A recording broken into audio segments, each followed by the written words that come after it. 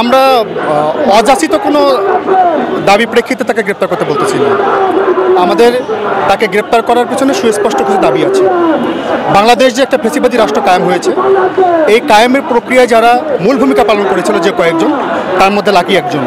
সুতরাং তাকে বিচারের আওতার বাইরে রেখে বাংলাদেশ নতুন করে বিনির্মিত হবে বলে আমরা এটা মনে করি না। 36শে জুলাই যেভাবে এদেশে ফ্যাসিবাদ বিদায় নিয়েছে, ফ্যাসিবাদীরা এদেশে বিদায় নিয়েছে, তারপরেও ফ্যাসিবাদীদের মূল ভূমিকা পালনকারী যারা, তারা বাংলাদেশে আবার রাজপথে নামার সাহস পায়, কোনো বিচারের আওতার বাইরে তারা থেকে যায়। এটা খুবই দুর্ভাগ্যজনক, এটা খুবই লজ্জাজনক। আমাদের এই পরিবর্তিত বাংলাদেশে, অভ্যুত্থান পরবর্তী বাংলাদেশের জন্য এটা আমাদের জন্য প্রচণ্ড কষ্টদায়ক যে তার মতো একজন ফিগারকে দেখে আমাদের বাংলাদেশে থাকতে হবে।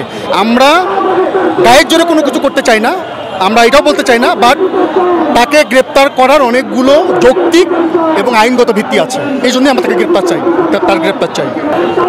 এই সাহসটা আমরা মনে করি যে এই অভ্যুত্থানপন্থী যে শক্তিগুলো ছিল, এই শক্তিগুলোর পারস্পরিক যখনই একটু সম্পর্কের ক্ষেত্রে শিথিলতা চলে এসেছে, এটাকে তারা সুযোগ হিসাবে গ্রহণ করেছে। এটা আমাদের জন্য শিক্ষা যে আমরা যখন পরস্পর বিচ্ছিন্ন থাকব, একজন আরেকজনের সঙ্গে মতবিরোধিতায় লিপ্ত হব, তখন এই ফ্যাসিবাদপন্থী শক্তিরা আবার বাংলাদেশে নেমে আসবে, আবার মাঠে নেমে আসবে। তারই সে সুযোগটা নিয়েছে। এছাড়াও আমরা মনে করি যে আমাদের দেশ একটি ইনসাফভিত্তিক রাষ্ট্রে কায়েমে পরিণত হোক, একটি নাগরিক অধিকারমূলক রাষ্ট্রে পরিণত হোক, একটি গণতান্ত্রিক রাষ্ট্রে পরিণত হোক। এইটা আমাদের একটি বৃহৎ প্রতিবেশী দানব রাষ্ট্র আছে। এই দানব রাষ্ট্র কখনোই কোনোভাবেই চায় না যে বাংলাদেশ এরকম একটি সুস্থির, একটি শান্তিপূর্ণ দেশ হিসেবে থেকে যাক। ফলে এখন তারা যে কোনো মুহূর্তে বাংলাদেশে এন্ট্রি নিতে চাচ্ছে। এন্ট্রি কার মাধ্যমে নিবে?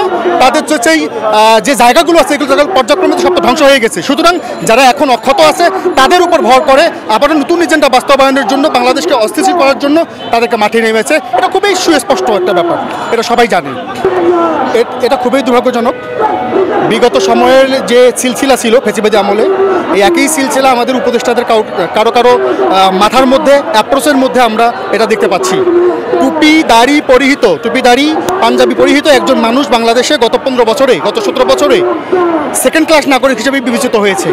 আমাদের স্পষ্ট বক্তব্য হলো যে বাংলাদেশে জন্মগ্রহণকারী প্রত্যেকটি মানুষ, মুসলিম, অমুসলিম, হিন্দু, বৌদ্ধ, খ্রিস্টান, হিজাবি, নন হিজাবি, টুপি পরিহিত, টুপি ছাড়া যে কেউ, প্রত্যেকই বাংলাদেশের সমান অংশীদার। প্রত্যেকই ক্ষমতার প্রশ্নে, অধিকারের প্রশ্নে প্রত্যেকের ন্যায্য অধিকার বাংলাদেশকে দিতে হবে।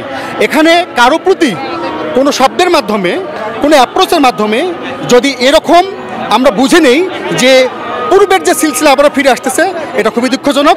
এটাকে আমরা খুব স্বাভাবিকভাবে নেব না। আমি যে শুরুতে বলেছি, এটা আমাদের নিজেদের মধ্যে যখন একটা মত পার্থক্য তৈরি হয়ে গেছে, সম্পর্কগুলোর ক্ষেত্রে শিথিলতা চলে আসছে, তখন তারা এই সুযোগটা নিয়েছে। এটা আমাদের জন্য একটা মেসেজ। তবে এতটুকু শুধু বলে রাখি, আমরা রক্ত দেওয়া শিখে গেছি। আমরা গত 17 বছরে পর্যায়ক্রমে প্রতিনিয়ত রক্ত দিতে আজকে আমাদের এই অবস্থানে তৈরি হয়ে গেছে। এখন যে আমাদের লাইফটা, আমরা মনে করি এটা আমাদের বোনাস লাইফ। সুতরাং বোনাস লাইফ যে কোনো মুহূর্তে আবার রাস্তায় নেমে যেতে পারে। এইটা আমি তাদেরকে স্মরণ করে দিতে চাই যে এখনকার মতো স্বাভাবিকভাবে আমরা কথাবার্তা সব সময় নাও বলতে পারি।